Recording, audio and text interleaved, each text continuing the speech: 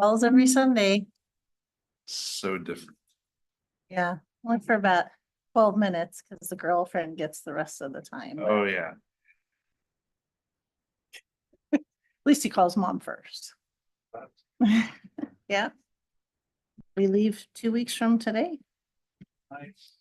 So it's getting like now you can actually, You're like down to the wire, yeah. now it's like, okay, Yeah. we're in the teen numbers. Yeah.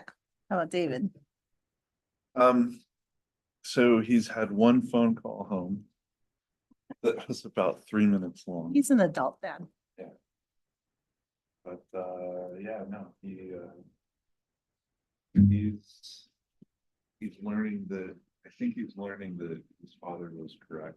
Uh-huh. Very open and honest about his experience. This was, yeah. Yeah.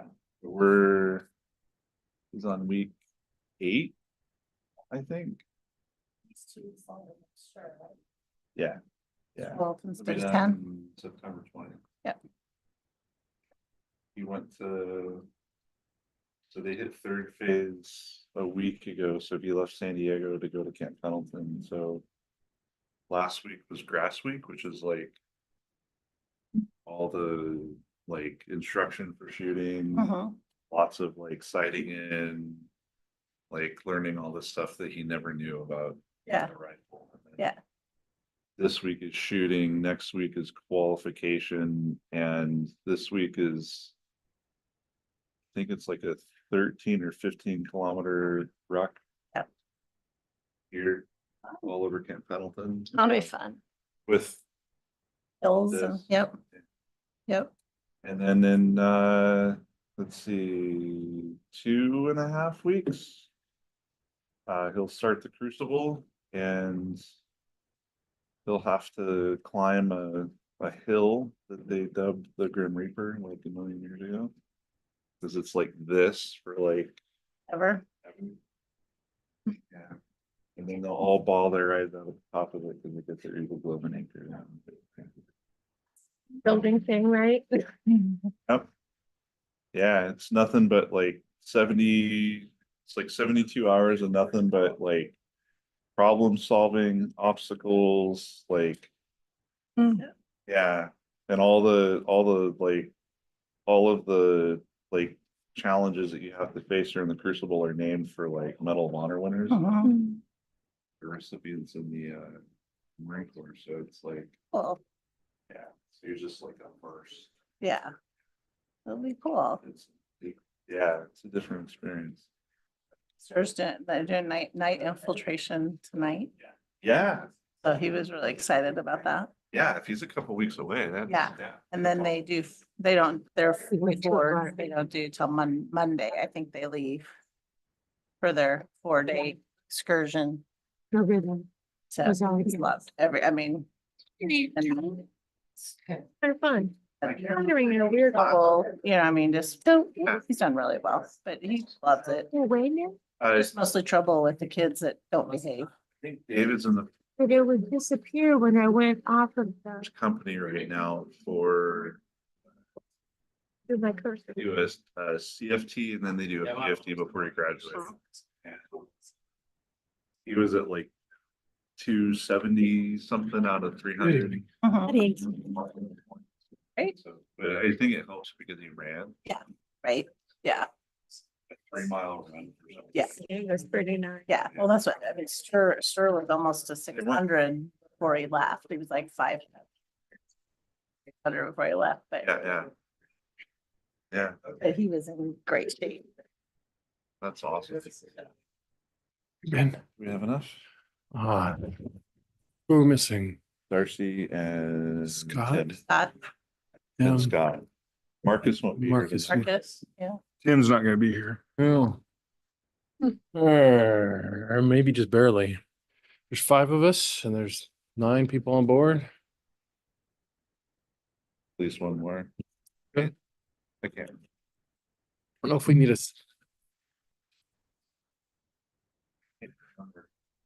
I'm the newest, so I don't feel like I should have to know this information quite yet. I'm not much. older than that. I don't I know. hit a 1-year mark. They all got the blue memo today, though. Every Oh. single person is wearing blue. Well, all appropriately attired. Yes, so. Paula, do you happen to know what a quorum is, or Dan or Josh? Do we need 6 or do Say again, you know what a quorum is for? got one more. It's a simple majority. Got one more. All right. Darcy is. Ah, all right. Got 70. Excellent. The block, Tim told me, yeah, but here, I don't know where There's stuff. he is. But he didn't get the blue memo. Oh, It is pants. Blue jeans. Yeah. I don't know if that's acceptable. The one that looks like a ragamuffin tonight. that for you, I believe that's a canary you're looking at. Yeah.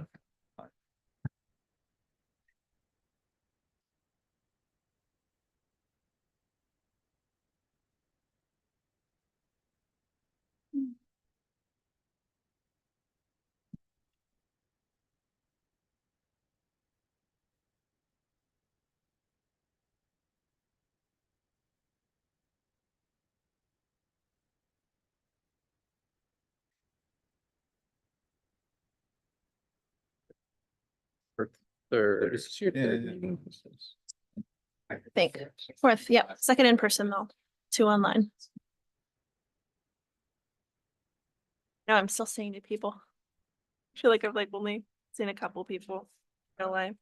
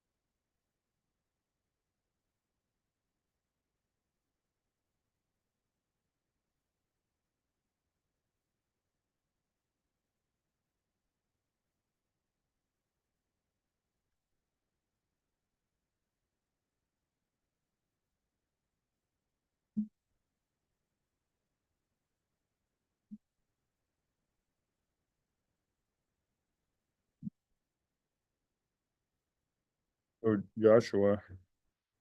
Was it 1889 they put the water main on First Street? Is that the right year? 1874. Yeah. That just cracks me up. I think that's amazing, but I feel like it should be expedited instead of just like, well, see how long it'll go. You know? Yeah. And yeah, it's pretty incredible, really. I remember when they spent the afternoon. Yeah, you do. Well, I remember the flood in '96, but I wasn't here in the 1800s at all. I wasn't Right. anywhere in the 1800s. The fellows had hood arrow. I guess Biden probably was here. I don't know. Passport? Yeah. Cool. Super friendly. Lars and Oh, yeah, large. Mark, maybe? 74. The guy might have been Mark. I don't remember his name right now. Brian? It's either Brian or Mark. Okay. But anyway, Lars and somebody. Yeah. No, they were I know the Dog River thing was old and everything, but 1874 is older than Dog River. Yeah, and that's 19, was like, I don't know. Yeah. And got through his private pilot's license a few months ago. I'm like, follow up, push through. Like, Yeah, that's come cool. visit the airport, talk to Yeah, people. yeah. Anyway, they just. Hello. Yeah, they were just like, trying to get. programs, da, da, da, da, da.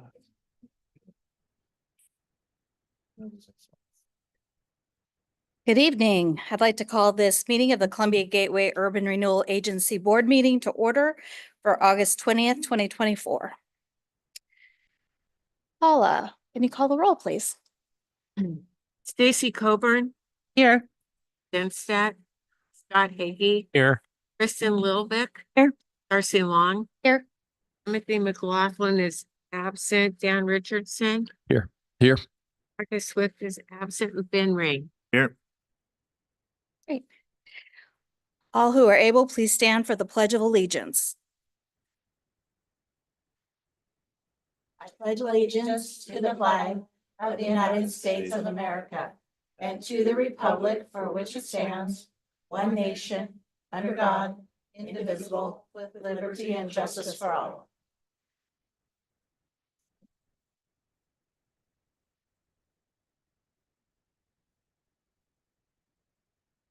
I have an approval of the agenda. Move to approve. Thank you. Second. Dan Richardson. To remind all you guys to speak into your mic. You bet. Okay. All in favor of the agenda, say aye. Aye. Any opposed? Okay. Next, we have the approval of the July 16th minutes. Were there any changes or additions? Hearing none, can I have a motion to approve the minutes? Move approval of the minutes as presented. I have a second. I'll second. Been moved and seconded to approve the minutes. All in favor, say aye. Aye. Any opposed?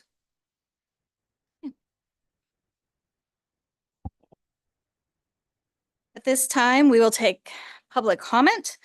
During this portion of the meeting, anyone may speak on any urban renewal subject. 5 minutes per person will be allowed.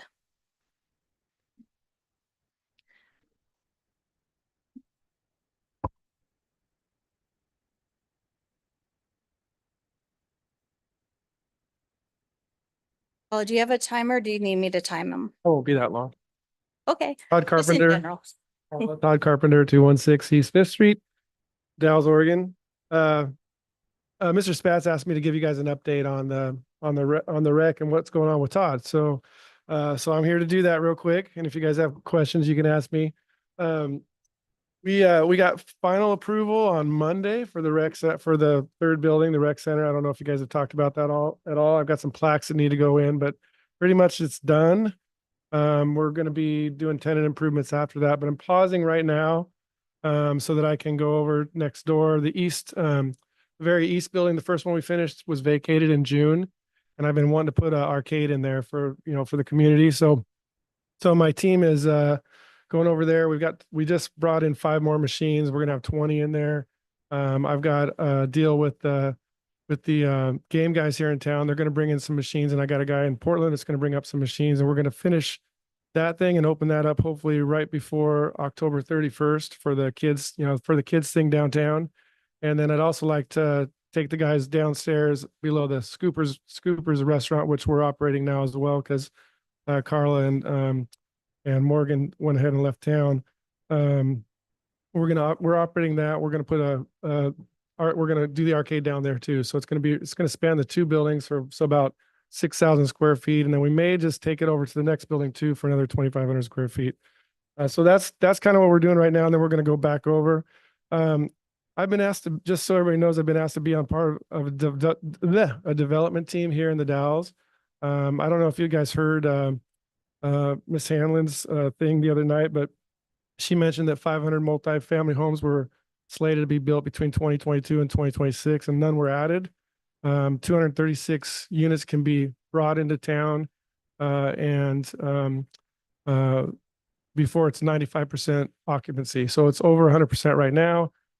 We can add 236 multifamily homes, and no new rentals have been added since the 50s. This development thing that we're doing, or that we're going to probably be doing, excuse me, we're looking at infill projects in town. I know the planning department's got some things going on with that. They're kind of trying to achieve these same things for housing. One of the goals in mind is to, bring new homes in for people who are being transplanted out of Hood River and Portland Metro, and the others to give opportunities to families who need home through the voucher system. Excuse me. From what I understand, many of the voucher homes that are being bought by the housing authority right now are sort of dilapidated, and they're not being maintained. That's my understanding. I don't know if it's true or not. I did ask for a meeting with the housing authority a few weeks ago and kind of was denied. I guess they have a new director, or the interim director didn't have time for me to do that. But I have a lot of questions about that, and I kind of want to see how public-private partnership could work out, and see if we could do anything with that. I hope they can meet with me later. But people that are getting the vouchers, if they're presented with a place that doesn't look good, doesn't feel good, doesn't make them feel validated and part of the community and things like that, they're already in a desperate situation. You give them a nice place to live and help them get on their feet, then we can maybe hopefully help them back into the community. But if you don't, then it's just like same old, right? So I think this development project has a couple goals. One, we kind of want to do a private-public partnerships and figure out ways to do nonprofit. Also figure out ways to, I was telling the director today, it'd be nice to be able to offer like rent-to-own properties. So maybe we turn some of those into rentals for the voucher system, and create rent-to-own opportunities for the people who are getting those places. And then the last thing, I'm giving a lot of tours for developers, developer partners, money partners in town, out of town, bring them into town. I kind of hooked up with an old partner of mine, and I've done like, I think 7 tours in the last 8 weeks. There's a lot of interest in downtown development, as well as First Street. I kind of mentioned First Street, and some infill properties and some bigger subdivisions. So that's all happening. That's what I'm doing. And I put a pause on, not putting a pause on everything, but I'm kind of starting to refocus on the housing, in the housing area with this group of people that are doing this development stuff. So that's kind of where I'm at. Great. Does anybody have any questions for Todd? Todd, what was the specific group again? I didn't get. It's an LLC right now. It's a couple young ladies in town who expressed a good interest in this and wanted to throw something together. And we're talking to Miss Hanlon about some opportunities in a not-for-profit thing. She's got a lot of experience in the housing authority area, and we're also going to do some for-profit stuff, and also kind of try to build around some of the ideas that we talked about. I think. It's their company. I'm a minority partner in it. They asked me to come in because of my experience. I was going to mention that as we talk with your developer friends that you're bringing in, we are going to have a request for expressions of interest on the Tony site. So I heard that. make sure that you make them aware of that. They are aware of it. Yeah, they are interested. Okay. Great. All right. Thank you very much. Just to add to Todd's report there, I toured the facility today. It is fantastic, everything he's accomplished.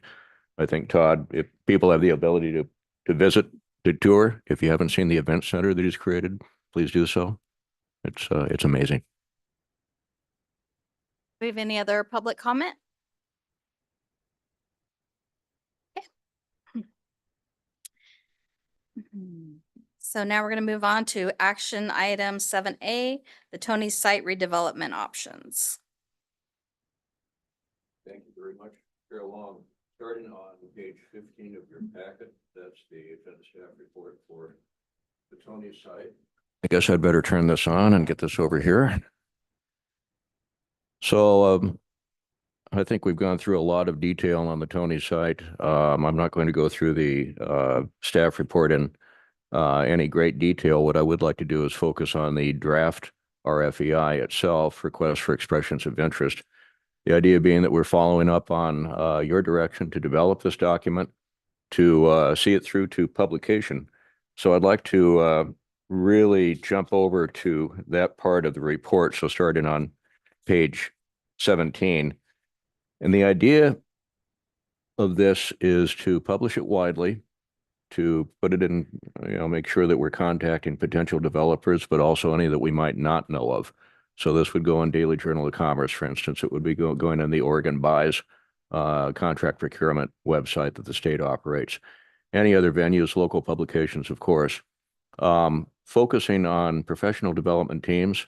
These would be well-developed, experienced people with fiscal resources, knowledge, experience, ability to put together a good, solid development proposal. Stopping short of full-fledged engineering, design, that type of thing. We're looking for ideas, but we're looking for very, very well-developed ideas to the level of having concept drawings, things of that nature. So I'd like to go through a few highlights of the RFEI, and again, focusing, this is draft, so I'm looking for feedback. I'd like to see if there's anything radically wrong with this, if it's going in the wrong direction. I'd like to know that sooner rather than later. And then for additional smaller comments, editorial comments, edits, things like we're missing, I'd like to have comments back like that within, say, Monday, so that we can keep this on track. But if there's anything really that's off track here, let's see if we can find that out tonight and point that out. Then we'll revisit. So starting off on page 17, basically introductory letter. On page 18, we go into what about the Dalles? What is the Dalles? This is really, frankly, a promotional piece.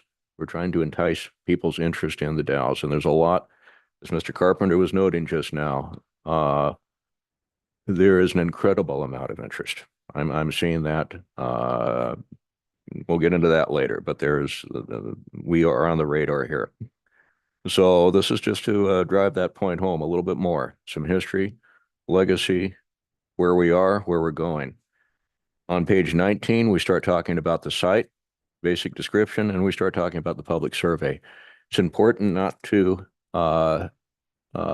neglect that survey in any way. We had well over 200 responses, as I recall, a lot of good, thoughtful responses, and we want to honor that, and we'd like to have that, to whatever extent possible, guide the projects, the concepts that come forward. Doesn't mean that they have to adhere to all of the different things that were in that survey, but are there elements from the survey that can be incorporated into development concepts? So we wanted to be sure that, recognizing this is going out to a large regional audience who might not know anything about the survey, let's make them aware of it, potential developers aware of that. So we highlight the Park Plaza Public Square, a lot of interest in that. Community event space, there was interest in residential housing, retail, commercial, food, drink, restaurant, food carts, eating space, kids, children, teens, family-oriented space. So those were all highlights from the survey. Going on to page 20, we talk about the adjoining properties, kind of set the neighborhood, again, for people who may not be familiar with the Dalles, and then go into the development offering overview itself, emphasizing flexibility. So we want to see projects come forward that are open to a broad range of ideas, but with the idea of some sort of a private development. I think that would be kind of where we've been going on this one.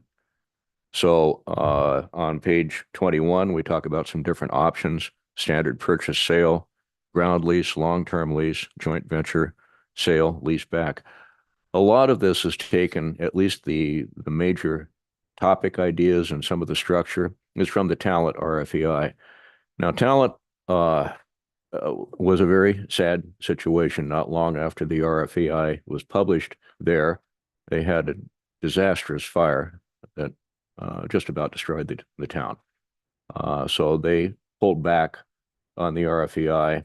They revisited it at the end of as it currently stands. The property that they had in mind, it was about 4 acres. It's transitional housing now for victims of that fire. So they're rebooting the entire process. So we don't have results from what was originally intended on the talent RFEI. Still on 21, other incentives, land lease write-down. We talk about some of the urban renewal funding that has gone into the project already. We want to stop short of trying to commit additional urban renewal funding for it, but better part of $1 million we put into that property for one thing or another. So let's keep that in mind. Talk about other financing sources, pre-development assistance, mentioned the vertical housing tax zone, that's still in place. That is under a sunset from the Oregon legislature. Projects need to be started by December 31st, 2025 in order for us to issue a certificate VHTZ in any time after that. However, that's kind of standard, that sunset language. I'm told, and we're working with League of Oregon Cities on this, that the legislature will likely extend that in the upcoming session, but no guarantees. So right now, the official sunset, December 31st, 2025, they have to have started construction by that time. We talk about STCs, of course, the incentives we have on STCs go into a lot of technical background. Appreciation to Josh for going through the planning requirements of this, setbacks, building heights, all of the other standards that we need to apply to the project. We note on page 23 the various studies that have taken place that would help inform this. Transportation, housing, the economic study is still in process, the economic opportunity study that will be coming out late this year or early the following year. And then on page 24, really love your feedback on selection criteria. I'd like to go through these point by point and tell me what we're missing. Tell me if anything is irrelevant or needs to be changed. Because here and when we get to the point of an RFP, and ideally possibly we will select a short list of candidates from those who come forward, issue an RFP, and there will be points awarded. We'll go through a formal scoring process. I'm a little bit ahead of myself, but alternately we may enter direct negotiations with one. As one development proposal is so outstanding, okay, great, we leave ourselves the flexibility to go that way. But the selection criteria, regardless, this is how we try to scope this down. A compelling vision that will ensure highest and best use for the site, including enhanced property value. A development that will encourage further redevelopment of underused properties in historic downtown the Dalles by encouraging visitation, 24/7 downtown residency, either on the site itself or in fostering other downtown residency nearby. While not a requirement, consideration will be given to mixed-use, multi-story development, including workforce and missing middle housing. While not a requirement, but it is something that was noted in the survey. Quality, sustainable design and construction in building elements as well as urban design elements, including pedestrian connections, public spaces that complement the adjoining Federal Street Plaza. Originality in programming and use, the creation of a destination that complements the historic character of downtown the Dalles while embracing the city's role in the region's agricultural, technology, and recreation-based economy.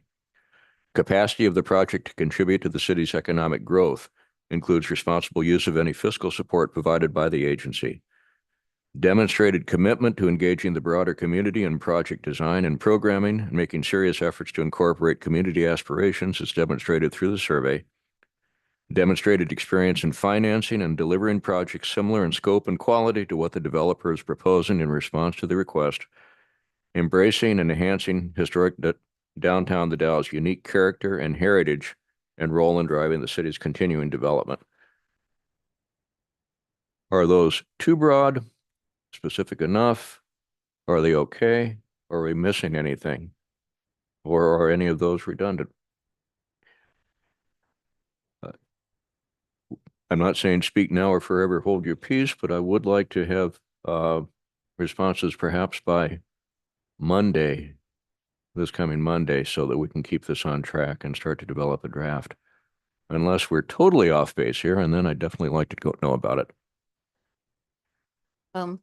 to me, it looks like you've touched on the things that we talked about previously and highlighted those. Does anybody else have feedback or? Scott?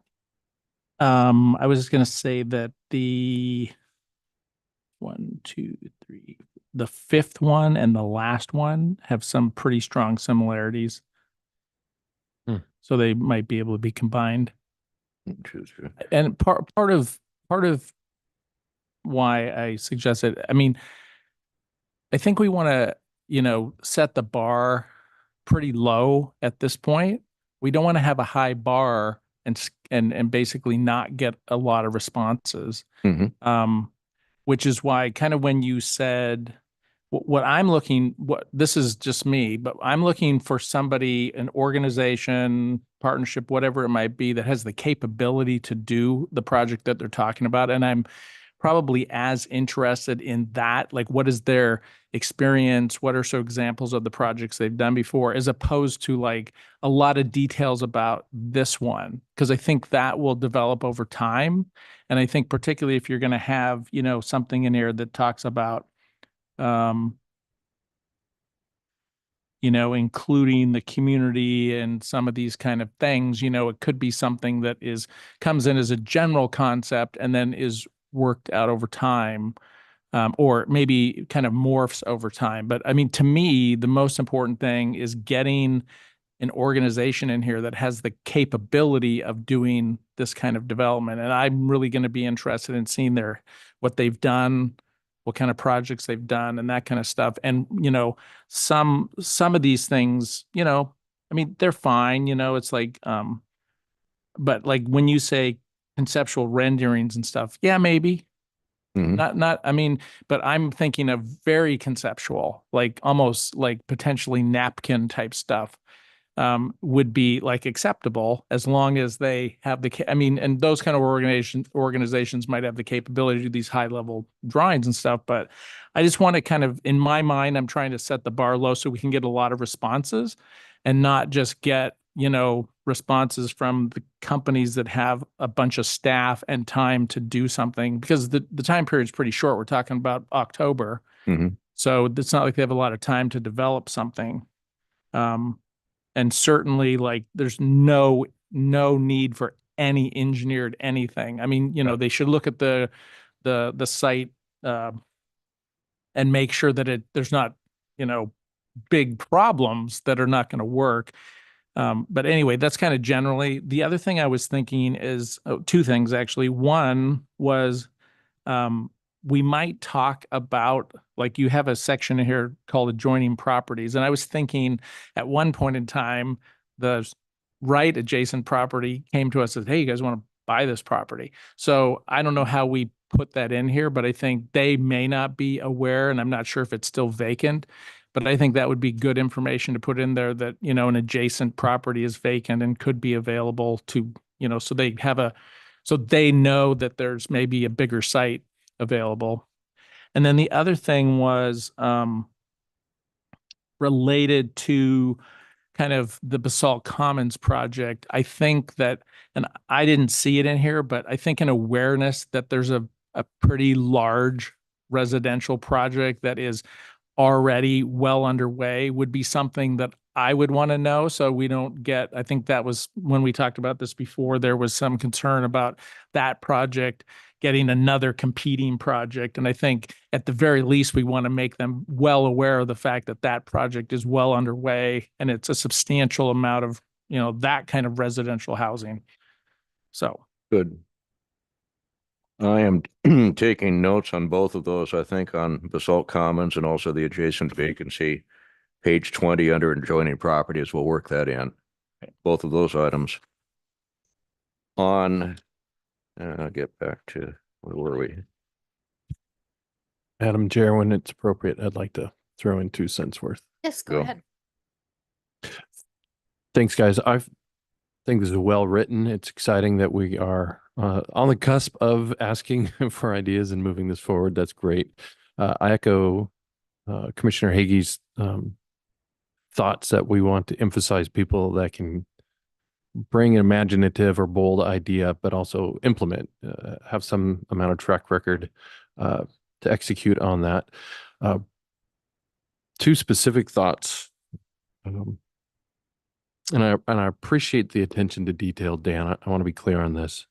But I do think that after having read it and cogitated on it a little bit, that maybe we should back off or de-emphasize the survey results a little bit. Those are useful. But I also feel like people were speaking to the larger space, including the potential for a plaza, which we've heard loud and clear and we're moving forward on. And I, much like Scott just said, I don't want to have such a narrow path that we exclude lots of ideas. So I would say maybe, is that bullet 7 where we talk about having a serious, where is it? Saying that people's designs should be making serious efforts to incorporate essentially the survey. I think we let it go. We've already talked about the survey above quite a bit. We're working on it separately on a plaza. Let's not chain people to the survey. It's informative. And the second point I'd make is again similar to Commissioner Higgies. I wonder if maybe we can let go at this point an emphasis on housing.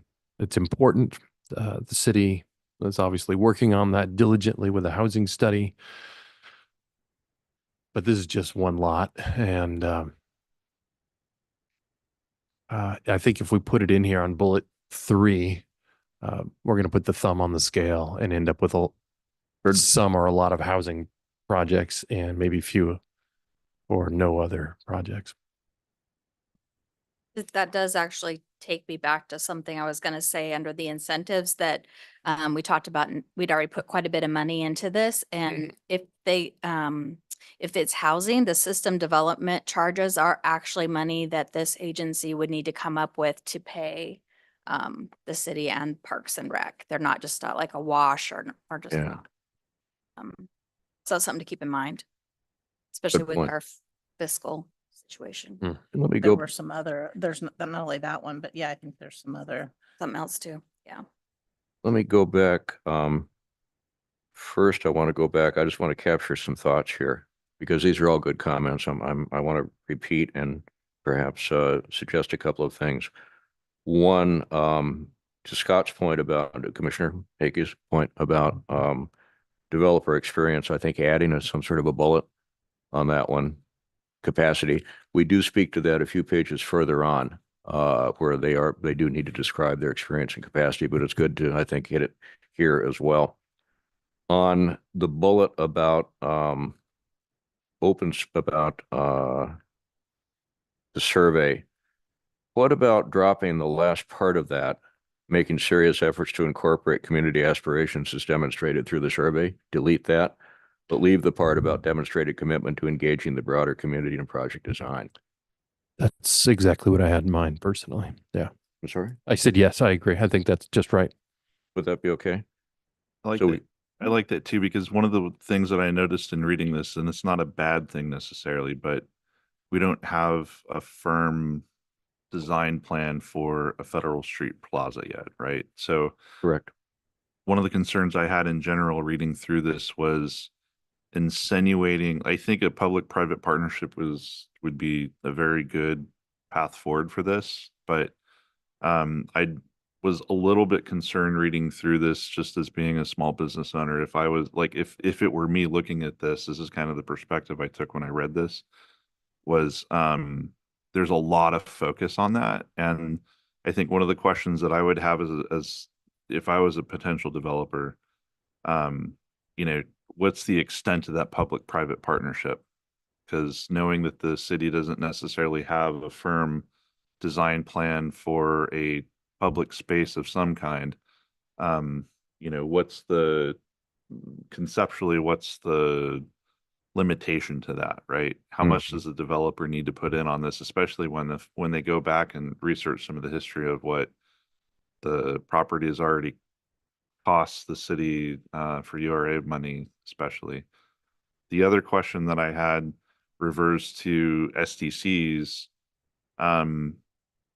I'm sure there's going to be SDCs associated with things like increasing, this is like a nitpicky like detail thing, but it'll come up, right? In site planning, increasing the amount of water to the site depending on what the use is going to end up, what it would be used for and what would be developed.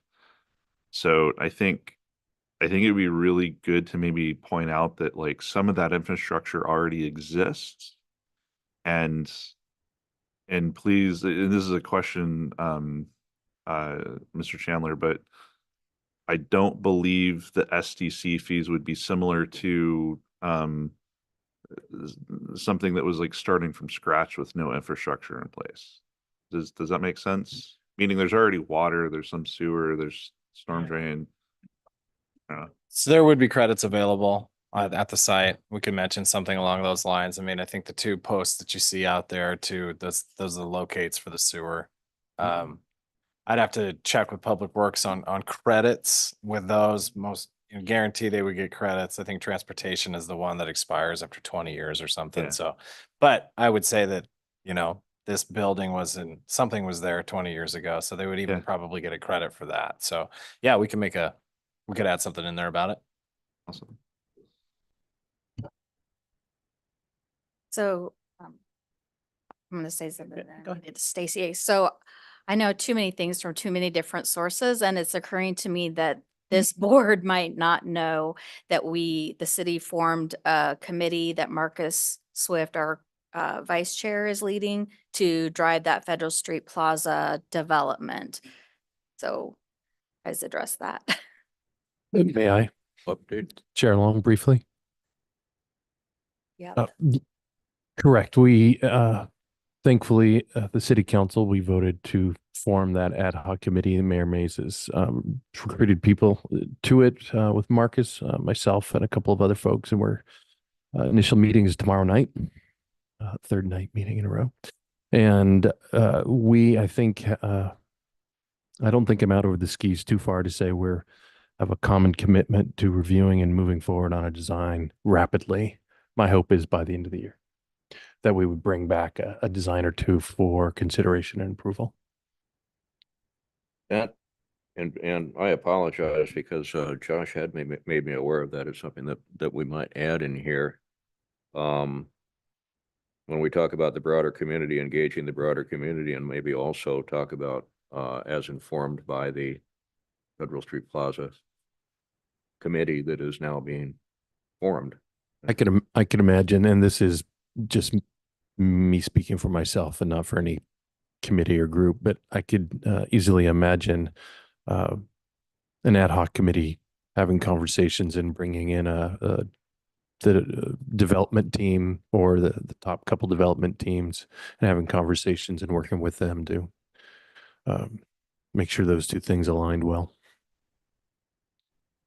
Somewhere a few pages down, we talk about the selection process. And of course, I'm trying to find it. It's the next page. Yep. Post selection. Yeah. Selection Advisory Committee. So really that ad hoc committee probably should be represented on that Selection Advisory Committee for continuity. Good. Makes sense. And since we have two members of this group already on that committee. Yeah. Actually, Four, I believe. There's three? There's Okay. 4 of us. There's 4 of you. Okay, All right. great. You're good. Even better. And I think Steve Light is also on it. I'm correct. Like that. So, I think so. quick clarification on selection criteria. Should we cross bullet point 3? This is the reference to housing. You want to cross it out entirely I'm wondering about that. and keep it open to whatever's presented to us. Obviously, we're not going to turn down a proposal if they're just because it has housing in it, but not necessarily focusing on that with this selection. Yeah. Okay. Want to object to that? I don't know. I still think it's a good idea to leave the housing piece in there because I think mixed use development downtown because it matches, it's consistent with what we've tried to foster with renovating second and third story buildings that exist downtown with residential. I think it would be good to leave it though. Using the word will in there, which is a little stronger, maybe the word may. May, yeah, There you go. I think that would soften it up. Soften it Mhm. up.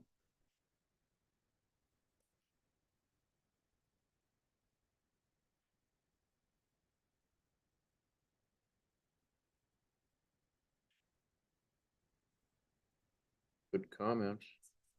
Other feedback? Um, can you help me, Dan, just on page 21? And I apologize, I just trying to think through how some of those uh potential deal structures would work if we don't exist anymore. Hmm.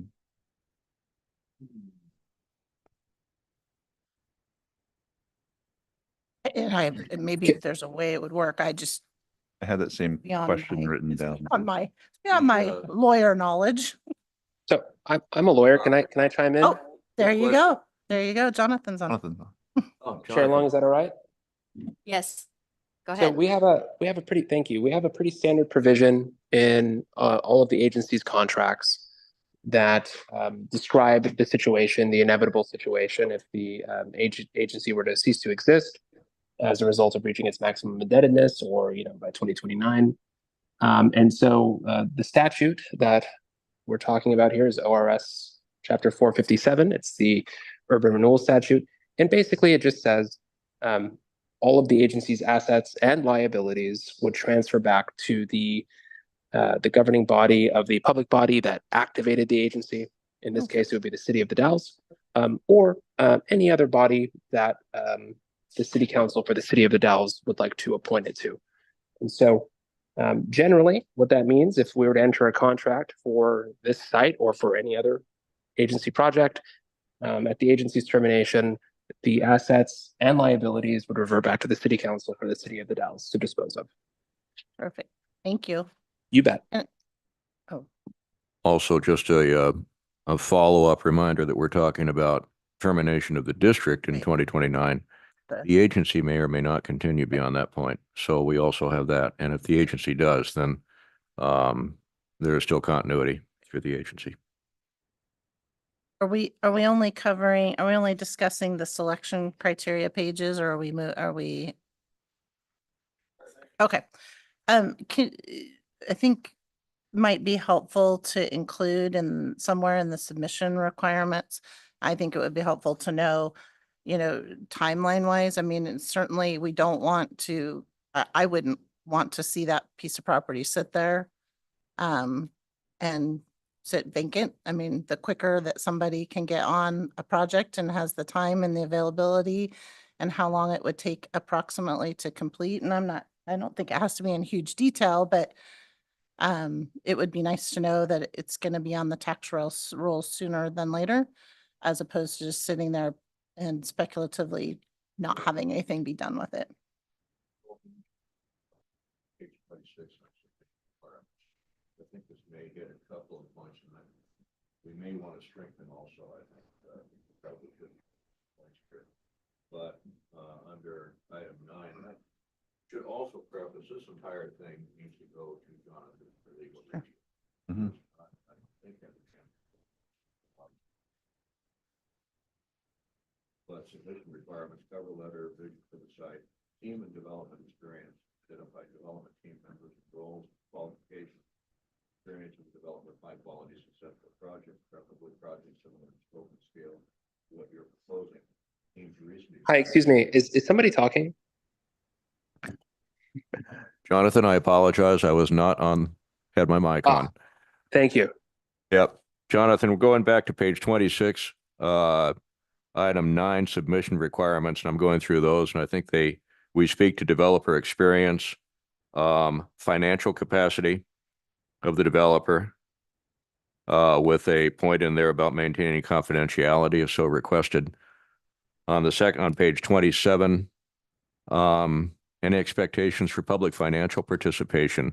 And again, we want to limit that on the urban renewal perspective anyway, but provide a preliminary estimated time frame to carry out the project. If you envision a phased approach, please describe. We could strengthen that quite a bit. It might just need to be standalone instead of under financial capacity. Yep. I like that. Letters of reference, project examples, at least three letters of reference required. Provide examples of other projects beyond the specified page limit. While the agency does not expect engineering drawings, preliminary drawings are encouraged together with other supporting documentation demonstrating a clearly detailed vision of the development team's concept as well as photos of accomplished projects. And they can also include drawings at that point with previous projects. So anywhere in there that we can strengthen any of those points or modify, but it kind of, I think, tries to speak to some of the earlier comments. It's not enough just to propose a nice idea. We want to be assured that you've got the capacity to actually do it.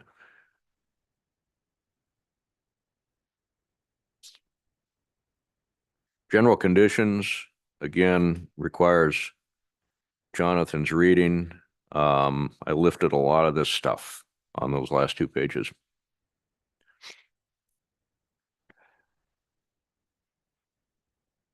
Overall, are we headed in the right direction?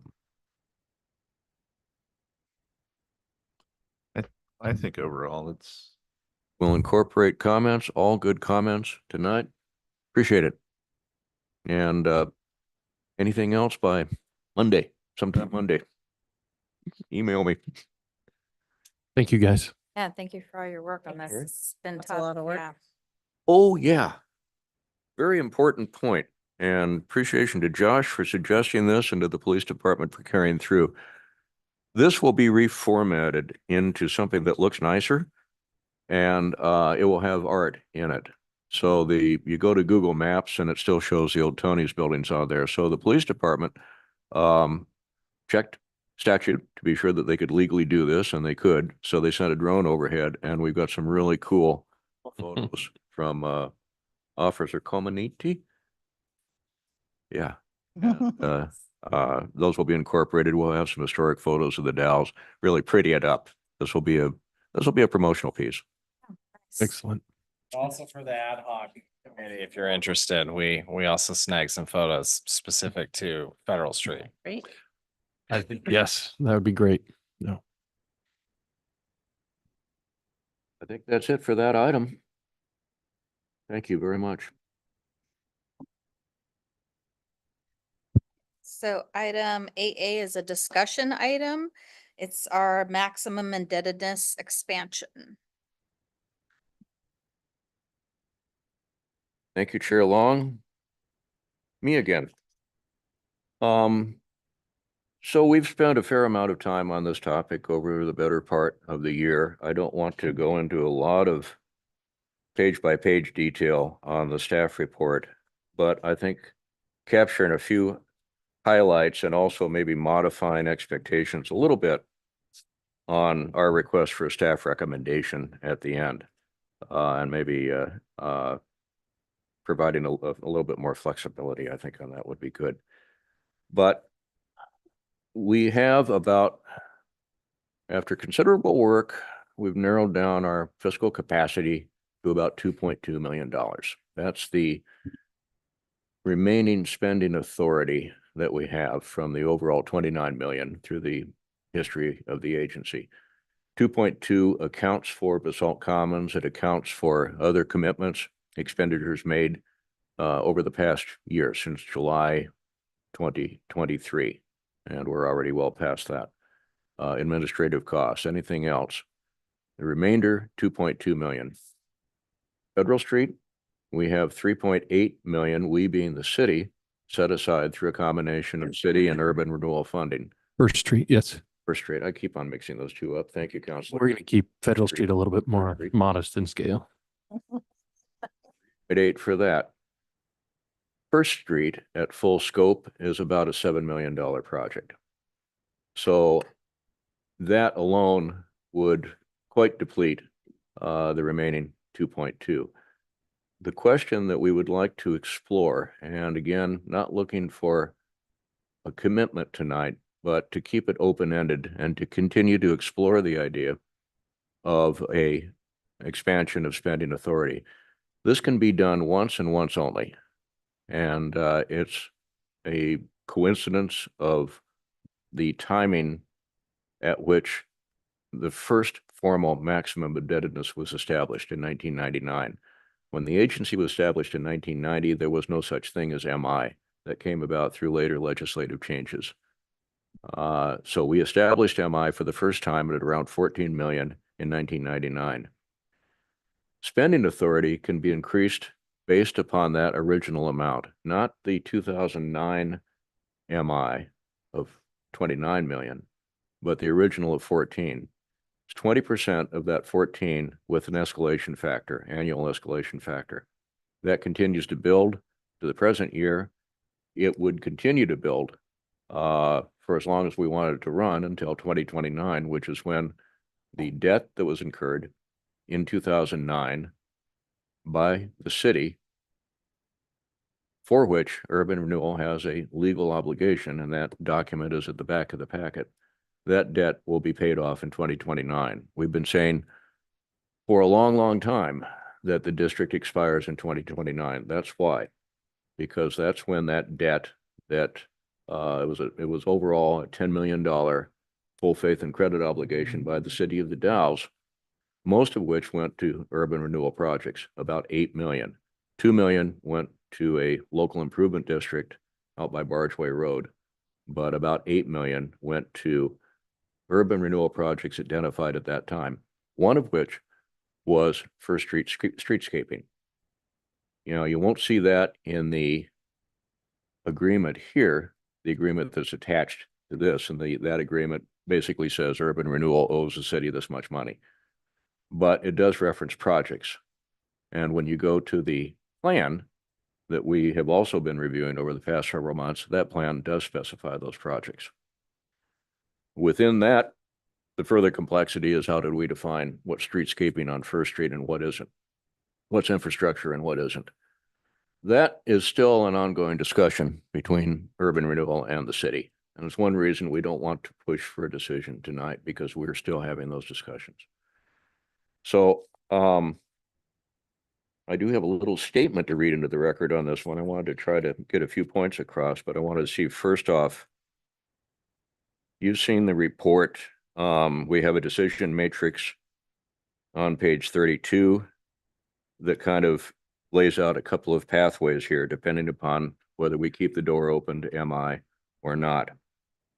If we say no to MI, we're going down the pathway of either First Street or incentive program projects, recognizing we do not have enough money for both. It's one or the other. If we keep the door open to maximum indebtedness, and I'm going to continue to use the word spending authority because it's more descriptive of what it is, then we continue to have that discussion. We can talk about First Street, and we will very soon be coming up on some deadlines there, not quite yet. And we will go down the road of MI expansion. That is a multi-month, probably a 5 to 6 month process. One of the things that will come out of that is a report by Elaine Howard. She would be probably the best recognized authority in the state to do it. And that report would have to specify any projects that we want to accomplish with urban renewal. Timeline, budget, specific projects subject to your approval. So we're not just coming out with a big number and saying, oh, we'll dream up something down the road. I've got the projects right there. I know what they are. So on page 33, we talk about decision. As shown by the decision chart, the question before the board tonight is whether to explore MI expansion as an alternative, recognizing this be a month-long process. Our vision is to conduct significant private sector incentive program downtown projects that demonstrate the ability of urban renewal to accomplish its mission, to remove blight, and to enhance property values. We've identified a list of projects that will accomplish that. None are speculative. All of them represent recent, well-defined requests for agency investments. Private sector investments will generate long-term value to the taxing districts. And I'm talking about about $2.5 million worth of projects right now, 3 very specific ones waiting on hold. Meanwhile, our vision is also to conduct essential improvements to First Street, a project which will set the stage for additional private sector development downtown. That will require more money than we have capacity for right now.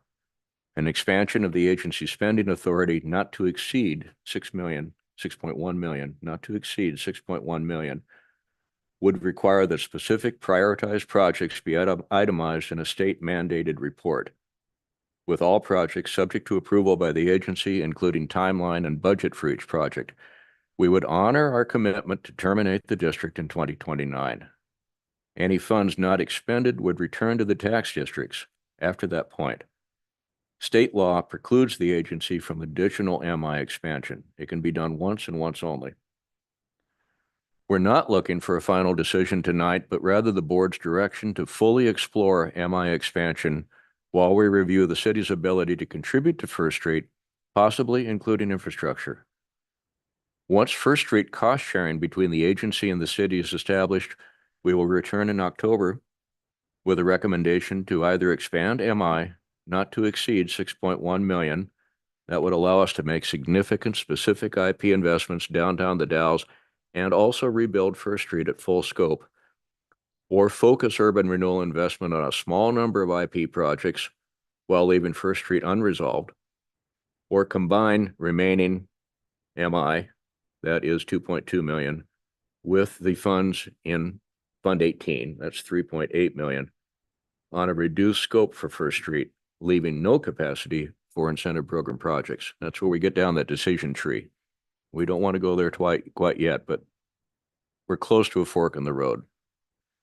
If the board were to support MI expansion, the next step would be city council consideration. 6.1 million is the cutoff for city council consideration, city council approval. City council can approve MI 6.1 million or less without the tax district support. Dearly love to have the tax districts behind us on this thing. I'd not recommend going to city council and riding roughshod over the tax districts. We've had too much of that in the past. So it's kind of where we're going with this one.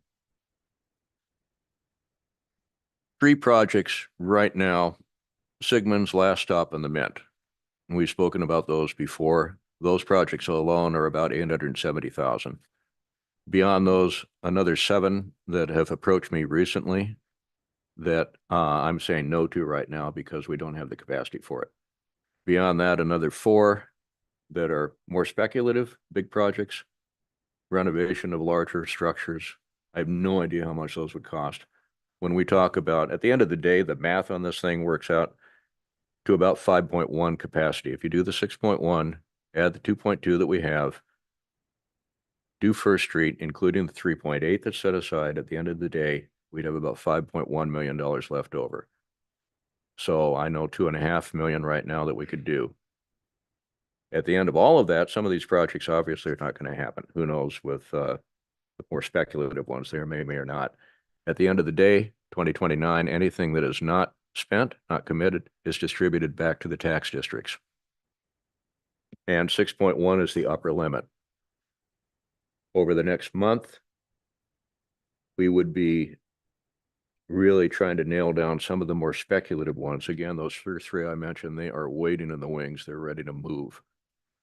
The others will have a better read on how many of these can we put into that top category of ready to proceed and how many we would not be comfortable doing it. At the end of the day, receive permission to do MI, then we would place a hard deadline on all the projects out there. We'd advertise it and say, this is the firm date, because there are a series of steps that occur here.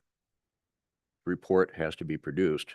It will take about 6 months to produce the report that has to list all of the projects. Projects not in that report, it doesn't happen.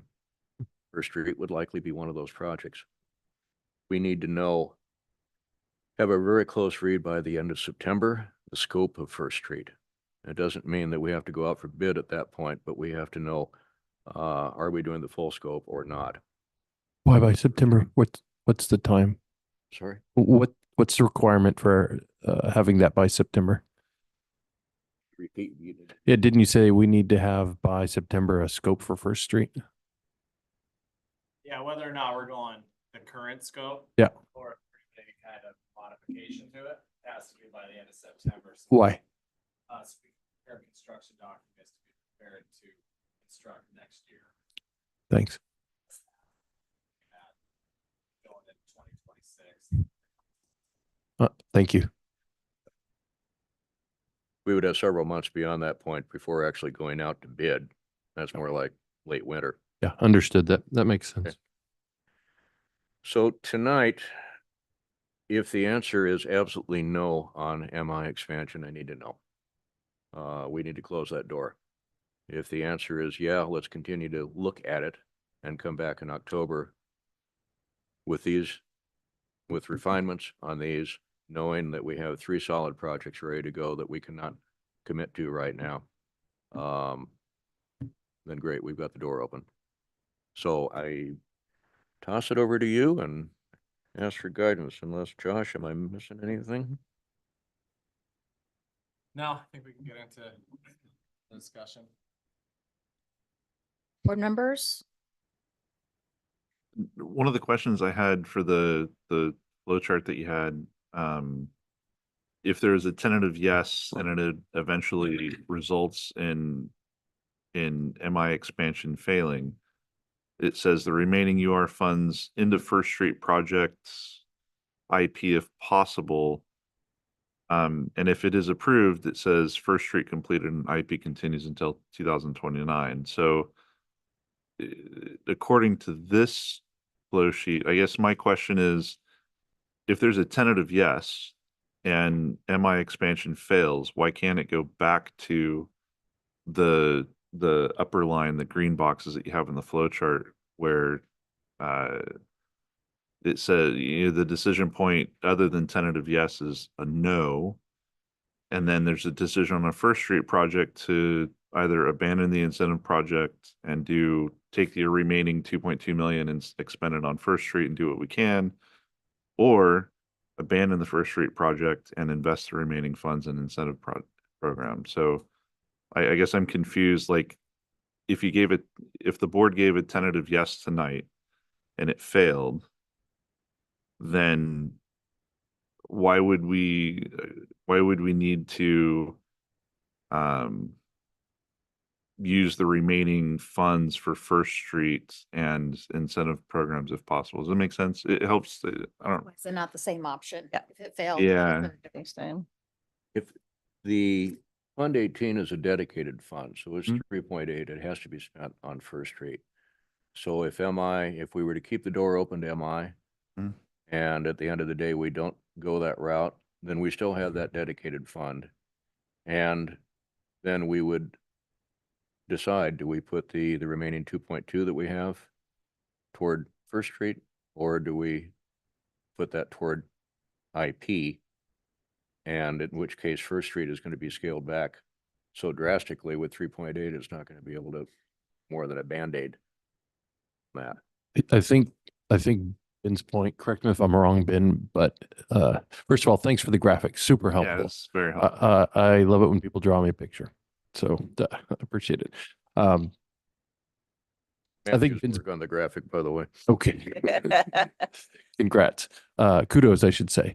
I think Ben's saying, correct me, Ben, but that on the blue path that the MI expansion fails, essentially puts us back to decision on that's the same path, right? We are back on decision at First Street, there's no certainty at where we use our money at that point. It's just that we've been kicked back to having to make that decision. I think it has to do with the timeline, the time it's going to take to research and go through the process to get to city council, whether or not it's an approval or a failure. We would pass basically that end of September threshold where we need to move forward. We need to make a decision on what we're going to do with First Street. So there could potentially be a modification to this flow chart here, but it's really, a lot of this is based off of the timing and where we sit currently. Because, we've been moving forward with First Street. We are, we're going to start right away negotiation or acquisition negotiations very, very soon. We just finalized the documents for that. So that team is moving forward with that process of it. So it's very much in motion. And if we do need to wait on the decision for MI increase, it could kick us into another construction season. So there's consequences if we say, yeah, explore this. There's potential consequences. There is. Yeah. Not an easy question to pose to y'all. Yeah, I just follow up on your discussion. I guess in my mind, if, we had a tentative yes and it heads down towards the blue chart here, and then MI expansion fails, what I would be in support of is basically abandon First Street project and invest the remaining funds in the incentive program. That's what I'm going to support. Because I think that is, if we don't have more funds to do work in this community, I'm going to be supporting the incentive funds more than I am First Street. So I guess, I don't know if that was your question, but it's like, to me, I understand what you're saying, but it doesn't, in my mind, it doesn't default to to supporting the First Street project. To me, I want it to default to doing the incentive program, unfortunately. Yeah. But then I think what I hear you saying is that you'd almost be more tempted, given what I think Josh just said, to be on the green line as opposed to blue line, just because we may not ever get that option. Well, I think we would get the option. I think it would just, I'm just saying that if I did the chart, I'd say, I still think there's an option. You're saying there's some timing stuff, but I'd say, if the MI fails, then I want to see the incentive program be the priority. But I guess I thought I heard Josh say if we got later in September, we might have already had to been committed. Yeah, to I the think first- though it has to do with a construction window, a construction season. So I think we might miss that, which would be problematic. Matthew's like giving me the evil eye back there. But but I still think that, I would be inclined to support. I mean, I'd like to see if, pitch this to city council, because the reality is we don't have the decision or the authority to make the decision. All we would do is make a recommendation to the city. The city's going to have to make the hard decision about whether they, increase that or not. But if for some reason it does fail, Right. I'm going to be supportive of the pursuing the, trying to help some businesses and, do as much as we can with the 3.8 and the other monies that the city can pull together on First Street. But ideally, I guess I don't know. It's not, it would be nice to do everything. Right. Right. I mean, that's what my hope would be, but I understand the tax districts, it's taking money away from them for longer and everything else. But the taxing district members are represented here Right. by you guys. And have you had a chance to talk with leadership? And last time you and I talked, you were setting up some meetings to talk with like fire board and. I've spoken with Port Fire District, with the Parks District, I've spoken with Scott, not spoken to the library. County, of course, spoke with Scott, Tyler. No, I think fire department is. Yeah, he did a presentation with the board's president and the fire chief and myself. And then he also helped out. We had a meeting yesterday, and he was on Zoom and he helped fill him in on some of the things he talked, like Sigmunds and those things, and how that could eventually lead to more stuff on the tax rolls. So, but the thing, and I was pretty sure that they would stick to their position. And I don't know if everybody remembers, but I announced what their position was way before this MI expansion was proposed.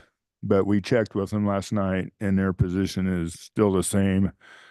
And that is, they want urban renewal to sunset, and the sooner the better.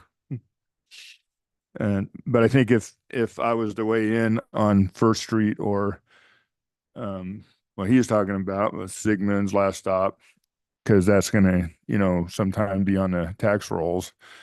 That's something the fire district kind of likes. Now, the First Street, I personally have some ideas on what the priorities are on First Street. The really, really old water main is just very interesting to me, personally. Tuck into a 12-inch main, could we get the department? I don't know.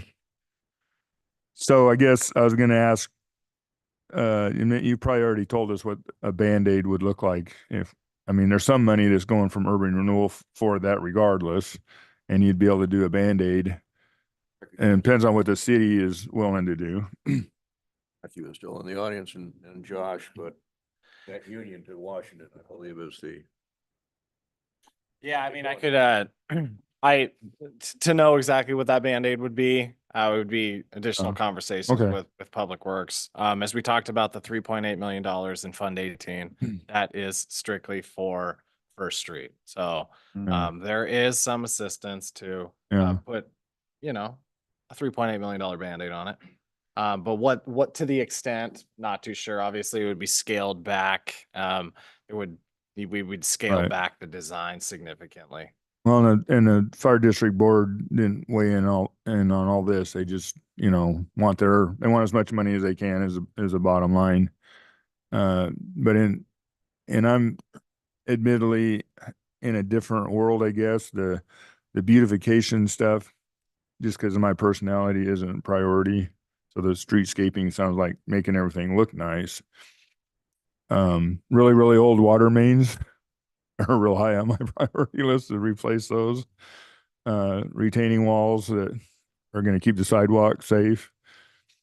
And then, if you have enough money after the water mains tore up and you can make a road again, and it's not going to look nice.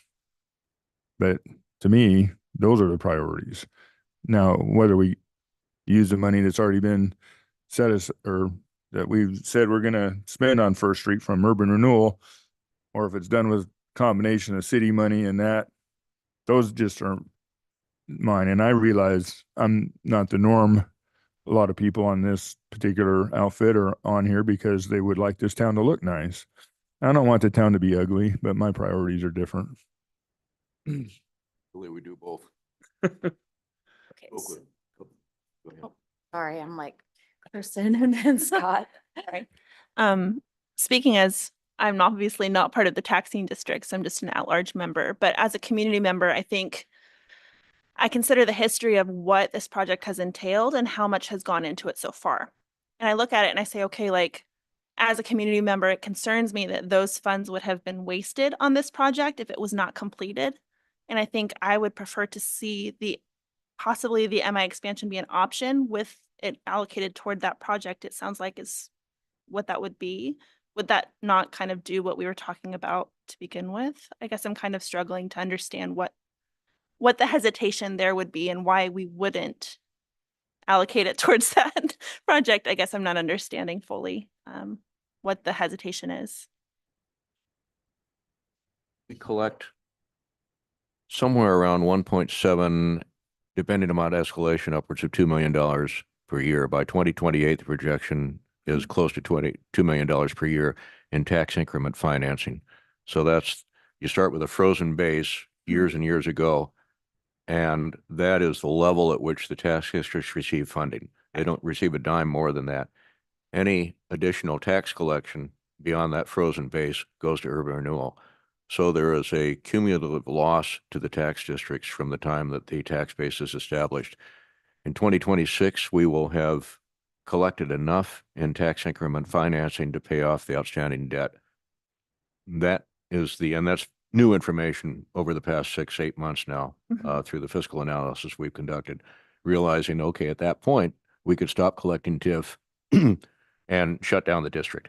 Agency can continue, district could shut down. If we extend to 2029, which is what we're talking about now, then we would continue to collect 1.7, 1.8, 1.9 million per year up until 2029. Those are lost revenues to every tax district, city included, county included. So that's the thing that's the trade-off. So there. essentially, we're making a decision for their financing as to whether or not, or asking whether or not city council would make a decision about the council- financing. Correct. The city council would make that decision, and it inevitably affects the bottom line of the taxing districts. Understood. From their perspective, hey, we could use that money. Yeah, totally. Yeah. I get it. Right. And so up until 6 months ago or so, we were looking at how much was going to be collected through when we knew the agency was ending, and we didn't realize that maximum indebtedness existed. So we thought we had more money to spend. Then we realized that legally we did not. And Understood. so what we're asking right now is, do we want to go to city council and recommend that they say, yes, you can spend up to what would have been collected through that date? Really. So it's nothing additional, but so does that make sense? Yeah, absolutely. So then Scott and then Ben. Okay, just a couple maybe clarifications. So the conceptually the idea of like the First Street project, we're not talking about wasting the money that's been spent necessarily already, right? So there's $3.8 million currently that's sitting in a fund that's in the savings, right? And that money is dedicated to First Street project. So that project even if we said, no, we're out, right? That they would still have $3.8 million to do. And I think it's a lot more than a Band-Aid, frankly. 3.8 million. I mean, it's a lot of money. It's not a lot of money depending on where you're at. But I think the idea that I will follow city councilors, because they've said this many times, is I think infrastructure, like pipes in the ground, that is really the city's responsibility. And they have, programs, and they get water monies, and they're dedicated to those kind of programs. So I think the idea is that the city, through the funds that they get from water funds and all that kind of stuff, they deal with the infrastructure, the real under the ground kind of stuff.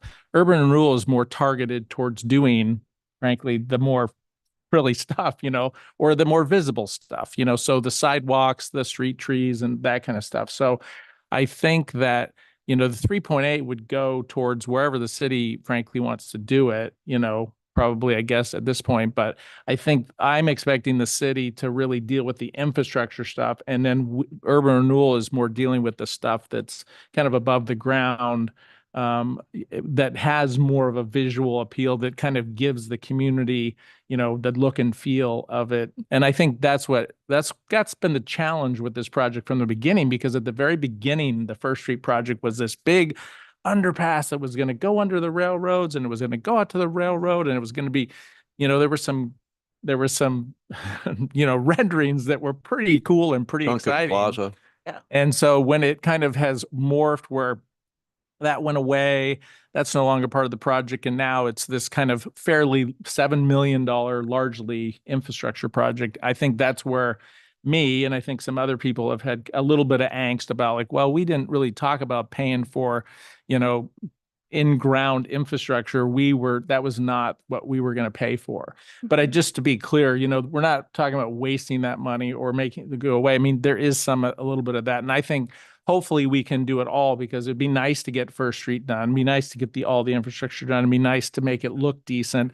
It'd be nice to kind of pull it into this plaza that we're talking about. And to me, kind of to wrap up this part of urban renewal, it'd be really nice to kind of go out with a really nice bang and a really nice project that the community really is behind and it's well used and that kind of stuff. But clearly it's going to take, the city council being able to make the hard decision to tell, because they have the ability to do it and say, well, we're going to do it. Sorry, districts. I know that you may not totally support it, but, that's what we're going to do. And, right now we're just talking about what is our, recommendation to them. But I just want to make it clear. I think we're really, the city does have a responsibility to deal with their, pipes in the ground and even, quite frankly, streets and some of that kind of stuff.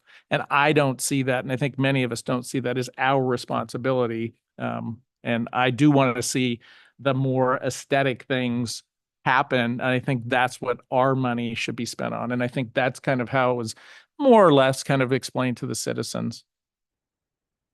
historical precedent on that would be 2002, the Second Street. Yeah, Second Street reconstruction. That was to have been an urban renewal project, but there was a failing water main, became a change order, and from our research, it appears that the city picked up about 1/3 of the cost of that one ultimately. Wasn't supposed to have been that way in the first place. It was to have been entirely urban renewal, above ground streetscaping, things like that. But the infrastructure changed that through a change order. Thank you, Commissioner. Ben?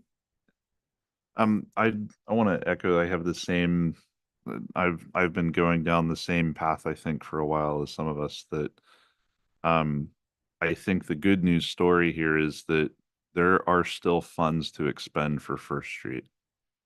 And I think, in my opinion, is that it's more important to, either way, I think at the end of the day, we're going to have to scale back First Street regardless. I think that the cost escalations are going to, it's going to be more than the $6 or $7 million that we think that it would be if we did the full scope, right? And that's just the unfortunate cost of, like, it's taken a long time to get to this point. But again, the good news story is there's still money for First Street. And I think that with those funds, we could probably do something that would, scratch the backs of both businesses and citizens using the area, replacing things like the water main or whatnot. I don't remember the exact numbers on that. I know that staff presented us with some of those numbers previously this year, but so I think that's like the icing on the cake here, like the silver lining. First Street, at the end of the day, a portion of it is still going to get done because the funding that's been saved for that has to be used for that. That's correct. And I would much rather see, as a community member, as a small business owner downtown, I'd like to see more incentive projects get done. And I think Commissioner Hagee put it very well. I think we could go out with a very good, very positive bang, spending the last of the remaining funds on incentive project items. And frankly, I think the other to add to that, going out with a bang, we've spent a lot of money and time on the Tony Street, or the Tony's building redevelopment. I think that's another thing to like add to that bang is, like, I think there's going to be something realized downtown that even though, First Street's not going to be this grandiose thing with like the underpass and things that it was originally like slated for, that was in scope. I think that a lot of folks are focusing on, like, for the First Street project going totally away, but in reality, it's not. Like, if we decide to make a decision to not continue with the maximum indebtedness discussion, which I don't think we should, like, I think that there's still some very positive things to take from that should be considered. Understood. Yeah. Understood. Anyone else have anything they want to bring up? I do. Sure. I want to respectfully disagree with Ben and say not on the First Street going away. 100% true and worth thinking on. I appreciate that. I do think it's worth exploring what you might say, continuing the status quo, continuing the current spending authority, or extending it through 2029 and sunsetting as promised. Not just for First Street, but just because I think we have some good projects that are really worth pursuing, First Street, and potentially these incentive program projects. And I'd hate to sort of walk away from that. And I guess a corollary, or one other thing I keep in mind is some of us struggled successfully to get our upcoming Google funds shared with all the taxing districts. And that will come online the next year-ish.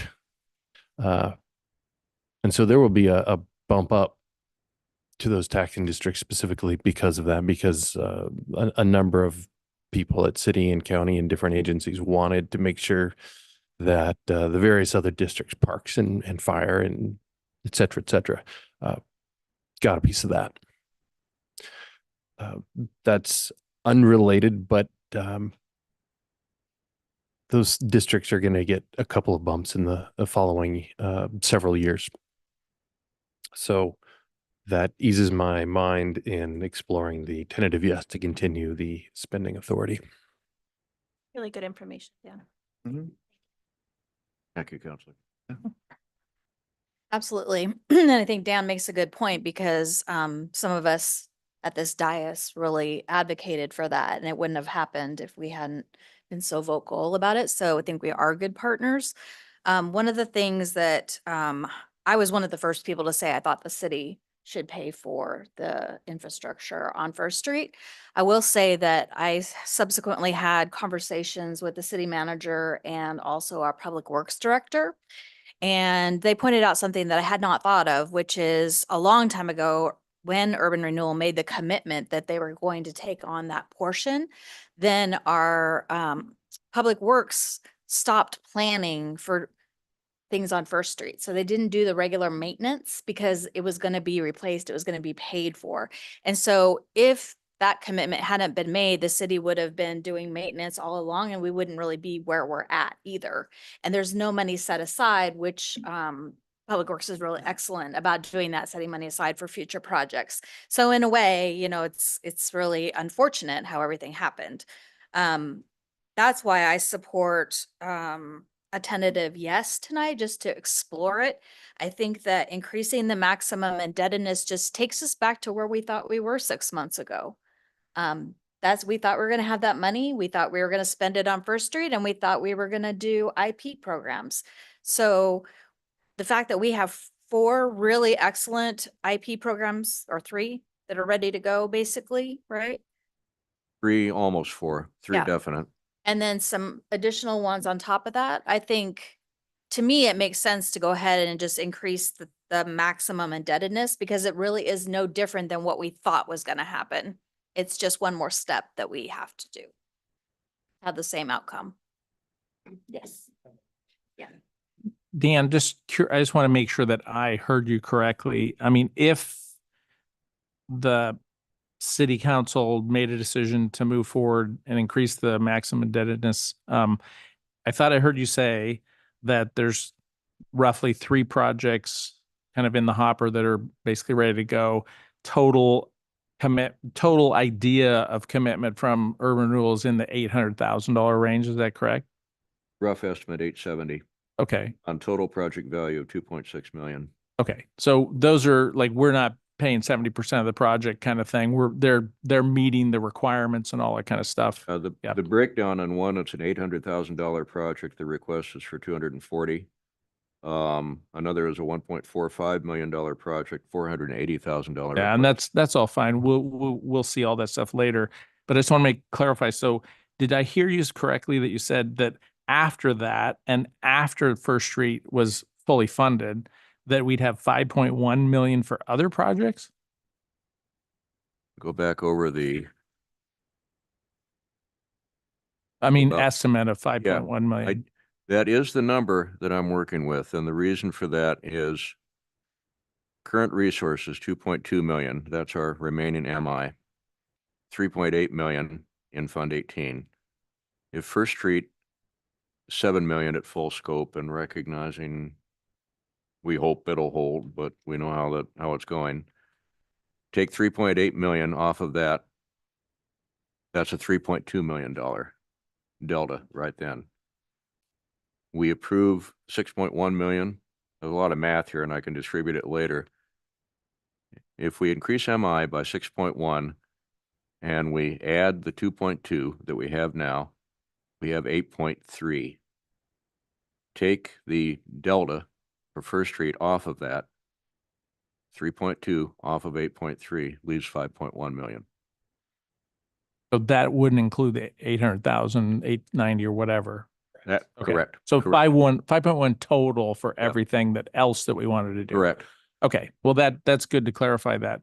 Because one of my questions was, and I don't know if the city, like thinking about the Federal Street Plaza, like, is that something that is like the city's gonna fully fund? City. Or is that something that Urban Renewal is gonna Our partner? thinking on that one, correct me. Because, I mean, is- if we were to move forward with this kind of idea, I mean, I would see us as partnering with the city to put some more money into that project to make sure that it got to the point that it gets to.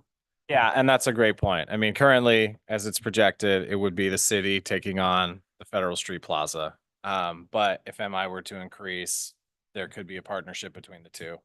And I think, expanding, I don't want to take, steam away from the ad hoc committee, but I think there's also a look at, you know, trying to clean up and make those parking lots a little more inviting too. So trying to connect, getting back to this riverfront connection, that's what the First Street project was initially. So your gateway is the Federal Street Plaza with a brand new development at Tony's, cleaned up, inviting parking lots onto the First Street. So you're correct. There could be a partnership if we were to, it makes a partnership more realistic if MI were increased. Yeah, because Any grant dollars that we might come forward. Sure. Matthew submitted a grant, I think it was 150,000 to National Endowment for the Arts just 2 weeks ago, right. Federal Street. Because I think it needs to be more than just, parking blockades at the end of the streets and a couple benches out there. I think my expectation is way more than that. And I think that for the Tony's development to kind of dovetail with that, if I was the developer, I really want that to be an inviting space to drive a lot of folks down there. And I think it's going to cost something to do that.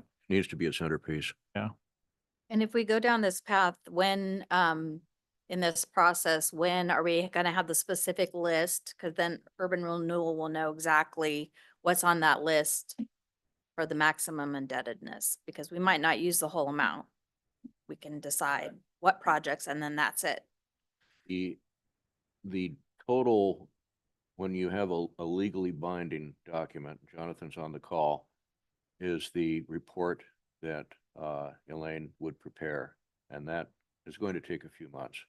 In the meantime, I take this list and turn as many of these, I'm sorry, we don't have the money to do it. Forget about it. It's not going to happen. I've told people, not quite in those terms, but definitely saying that we don't have the money right now for your project. There are 3, 4 like that. There are several more that have approached me. We would love to do this project. Do you have any money to help us? We don't have anything specific yet, but we're going to be taking this on. And I know these are fairly large projects. I'd turn as many of those into that top tier where I do have 3 ready to move. And that's going to inform that report. In October, I'd hope to come back with you and say, okay, we've got maybe 5 or 6 more that I can move into that top tier. Okay, and so tonight, if you get a tentative yes, that's the next step before you go to city council, or is the next step city council to find out if the city council is even willing? To read on city council?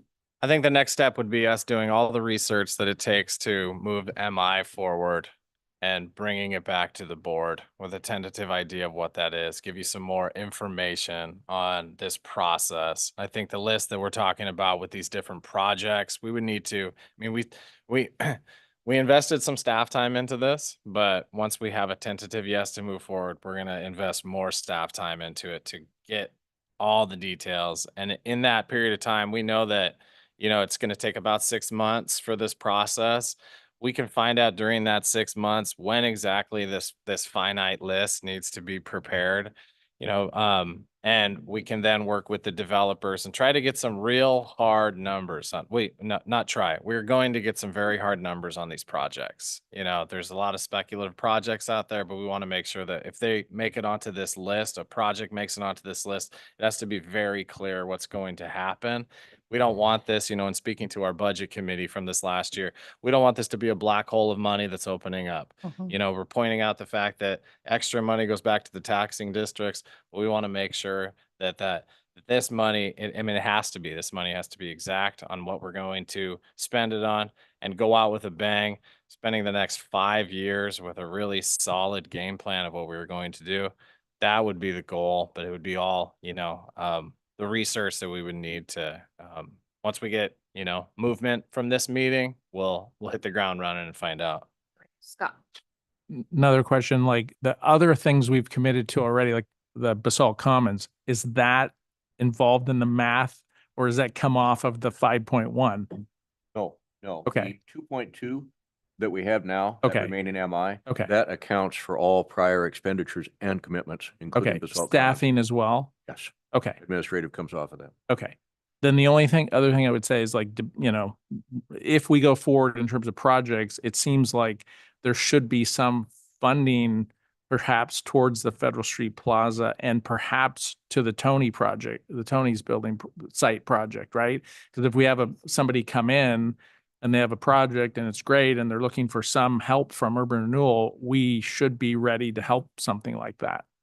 See, we shouldn't close the door on anything like that, but I am definitely keeping in mind incentive program and return on tax values. So as the Totally get balance it. comes in, Yeah, I'm just saying Yep. that, we should keep that in mind because, if you have 800,000 already kind of whatever already, and then there's 5.1, we should just make sure that we, in terms of the list, we should have some money perhaps set aside for some of these other things that we know hopefully are coming. Because it seems like the Federal Street Plaza, even if nothing happens with Tony's, I'm assuming that we as a community are going to do something there, right?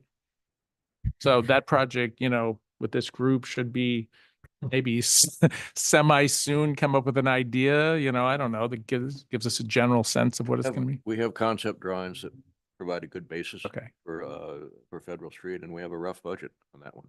Okay. Talking with the engineer, the architects who had done those original designs, we've been in touch with them to fine tune those numbers. Okay. So we're not too far off from having something. Okay. And just to be clear, I mean, this is me, Scott Hagee speaking, and like what I'm saying is my personal opinion, and I'm not speaking for Wasco County as an entity. And I have not talked with our other commissioners about it. I have talked with our administrative officer, and he has a different opinion than I do, perhaps. So I may support this thing, and then Wasco County could come to the city if it was to move forward. County could come to the city council and say, "Yeah, we don't support this," So just to be very clear, I would expect a robust conversation at some point absolutely. from multiple parties. Yep. Yeah. So I'm just speaking as me. I have met with Commissioner Coburn and Andrea from the port, and I think we have. Yes. Met with Tyler. I would anticipate meeting with Commissioner Brady and Commissioner Kramer. Yeah, well, we have a commission meeting tomorrow, and I'm definitely going to bring up, whatever the conclusion of this discussion is. So at least to be aware of it. I might sit in on that meeting. Sure. Ben? Thanks. I think you brought up a good point earlier that there are other funds coming in, but my understanding of the previous conversation from last month between the city council and Wasco County commissioners was that we don't know how much money is coming, and do we know when that money is coming? Does anyone have a rough? City manager, please, would you like to? Would you please give us precise details? I want to ask the question because it's an excellent point and Excellent question. Like details? Yeah. So for the strategic investment program, covers 2 different data centers. Mhm. Timing really is tied to when those data centers get certificate of occupancy. Mhm. Now they're moving just as fast as possible. I know Jonathan would tell us.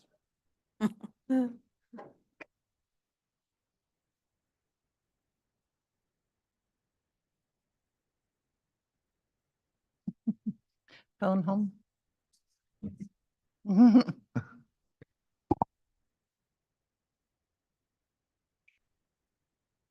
So the strategic investment program agreement that we have covers two data centers that are currently under construction. Mm. And the timing of when the payments would begin to the various taxing districts and to the city and county really is tied to when those data centers get a certificate of occupancy, and really the magic deadline of January 1st, which is where the county assessor kind of has a line in the sand there. And so we've all been observing, I'm sure, the construction that they're doing out there, and they're working very quickly.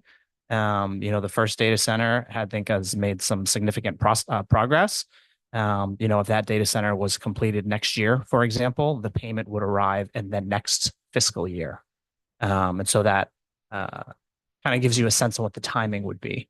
When it comes to the contributions or the funding payments that go to the different taxing districts, there are really two primary components there.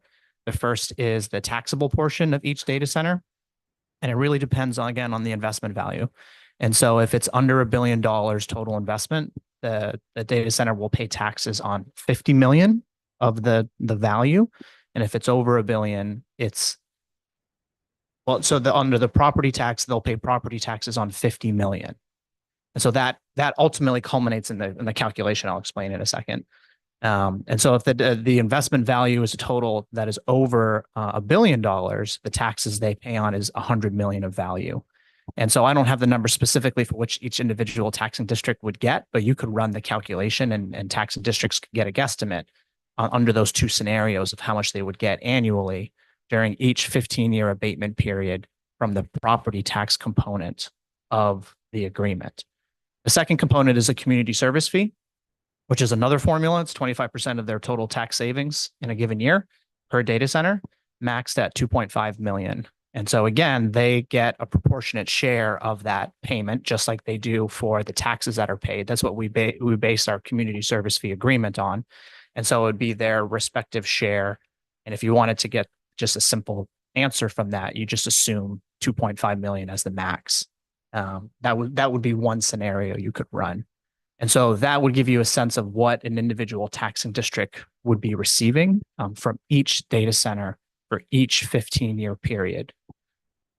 It's a little wonky and a little complicated, but that could give, and you can run those scenarios based on that information. Now, ultimately, and what Councilor Richardson alluded to a moment ago, is each data center will pay 50 and 60% of the full tax.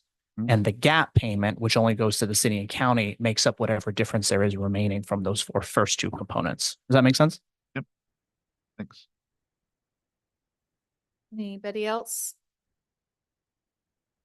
Okay, so do we have a consensus from the group about whether it's a no or a tentative yes?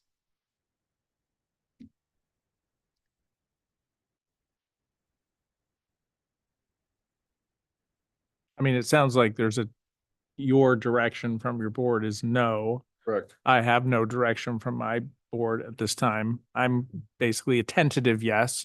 I think it's worthy of public discussion before the council to make that decision. And there'll be people in the community, entities, they can come in and they'll be It's part gonna of be it. coming back here with more Yeah. information. Well, that's true too. Yeah. It's not even, we're not sending it straight to city council either. I'm a tentative yes, to at least continue on the conversation. It'd be a yes as well.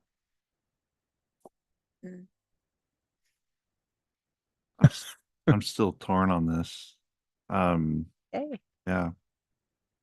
I think right now, I think I would have to go the route of no for right now, because there's just too many unknowns. And I think the larger fear for me right now is the cost escalation, not being able to get some of the infrastructure portions that are needed done in First Street. And yeah, that's Is that something we can have at the next meeting before we make a hard decision? We have an escalation factor. Information's built. coming back to us before we do anything. No, not right now. As far as, sorry, can you repeat the direction, please? so my concern would be tied, I think, mostly to the timeline, right? I think to hit the next construction cycle, it's going to cost more money. Mm-hmm. And I think that, I don't know, just knowing the way that a lot of those construction costs have been going, it's one of the reasons we've paused on my property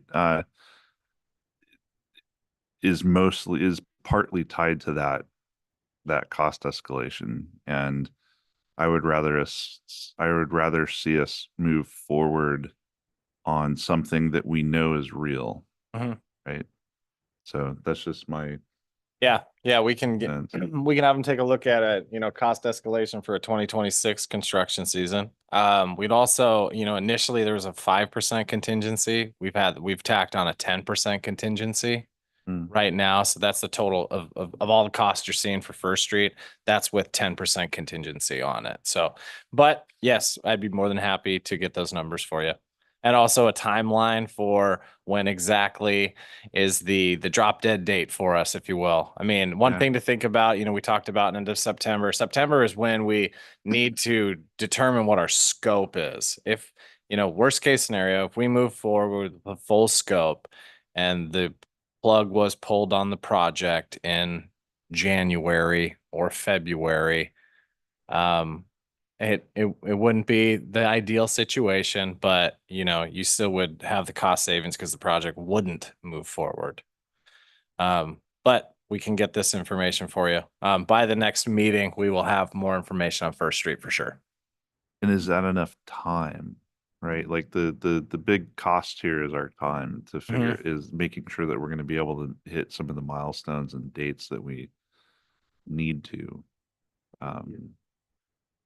Looking at going out to bid probably February, March. Yeah.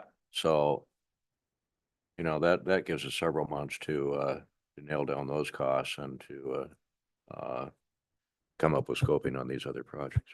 Okay, yeah, because and again, just to make sure I've got the timeline correct in my head, if there was a decision to move forward with maximum indebtedness, we're not going to actually know that that's going to be completed until sometime roughly a year from now. It's going to take a few months to get the report done. It's going to there's a lot of things that lead up to that to actually making that happen. Is that accurate? Less than a year. Okay. Yeah, less than a year. I mean, if it, from direction from the board, we will be moving forward. Dan's in pretty constant communication with Elaine Howard every week. So I imagine after this meeting, we could move forward to start, laying out a game plan, a scope for what it looks like. When we first heard the 6 months, it takes 6 months, Dan and I were a bit skeptical because we were trying to shave some time off of it. There are some state statute requirements for meetings. For instance, the agency has to go to the planning commission. I still scratch my head a little bit as to why it would need to go to the planning commission, but that is a requirement. So we would need to factor all of those in there. But we scratched the surface on what this whole process would be. We just really wanted to, before we dive into it, we wanted to have this conversation with y'all. And we could put that Elaine is available to work on the report this fall. So we would kick that off as soon as we could. Okay, so still a no or a tentative yes? Not to pressure you. Sure. I think right now I'm still a no. I mean, if there's more information coming back that you guys know me, you've known me long enough now. I want to see data and the numbers before I can yeah. And I know that's not always possible, but as close as we can get to it. Understood. Okay, so this is an action item anyway, so we can't, I mean, it's a discussion item, not an action item, so we can't vote.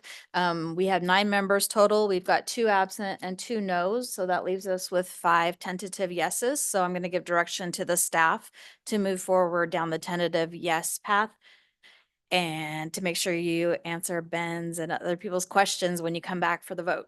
I take it you're a yes. Yes. Okay. Yeah, sorry. That's okay. That's the direction we needed. Thank you. Can I make a request? So that line chart was extremely helpful to a lot of us. Is it possible to get information in that format moving forward in some way? I love the long form as well with all the details, but the outline structure, the TLDR, too long didn't read, is also super helpful. Yeah, it's possible. Thank I you. will defer to Josh and Matthew for their expertise on graphics. You guys are great. We really appreciate all your work. And a chart with numbers. I think it'll just help make it clearer. Right. Yep, we're getting details worked out here. That's great. Okay, so item 9 is board member comments and questions. I'll just start at the end with Walt and we'll just go down. You have anything? I don't have any further comments for this meeting, I don't think. I have nothing. Is anything? I just want to say I really appreciate the amount of work that you guys have put into this. I know we've had questions and emails and things like that. And I really like having the discussion with everybody. This is, I think, there's a lot of information I think that needs to be considered, and it comes out with these sorts of discussions. So Anything from you, Dan? No? Okay. So just a reminder, don't forget that your comments back to Dan on the Tony site redevelopment due by Monday. Is that right? Yep. Monday. Yep. Thank you. And staff comments or project updates? Josh, anything? I got one. Yeah, I have just one item, a project that was committed, somewhat committed, that we're finally moving forward with is that repaving of that First Street parking lot. It took a little bit to, pull together what exactly SHPO was looking for with their scope. It was a little vague in the beginning, but we're hoping to move forward with that very soon. Received 3 quotes that have all been reviewed by SHPO ahead of time, so we know what we're getting into. So hopefully to move forward with that. And touch and base with Public Works. Doesn't look like we'll be able to actually put some hard surface on the ground until about October now, but we are moving forward with it just as an update. Which parking lot? These are the 2 sunken Okay. parking lots on each side of the Chinese. And that tells building. me we're there. Yep. Just on the Baldwin's the easiest way. for me to do it. Thing from you, Dan? Great. Thank you, Josh. Mr. Carpenter was in earlier and reported on he does have CO. That's the final step, certificate of occupancy, that we required for him to acquire that property. That's a $25,000 transaction, and we should see that before October 1st. So at that point, we may need to do one other amendment to clarify ownership on that one. There's still some research involving partner ownership there. But we are on track for that 25,000, and that's the final. And if you remember what the recreation used to look like, Same. and again, encourage you to walk through that building. It's amazing. A couple of other things, just general business inquiries. We have a Oregon Prospector as a recruitment tool, and we have a company that bike manufacturing, that is a possibility, nothing confirmed. And then in the general region, we have a employer, a rather large one, and we're talking about 300 employees on this one. So we're tracking that one as well. And we may know more in a couple of months, maybe a little bit longer than that. But I bring that up because we continue to talk about housing and things like Basalt Commons and upper story residential and Todd's work and housing needs analysis. When we start talking about companies with 300 employees at a shot, we need housing. Great. Thank Good you. news. All right. I'm going to go ahead and adjourn the meeting. Thank you, everybody.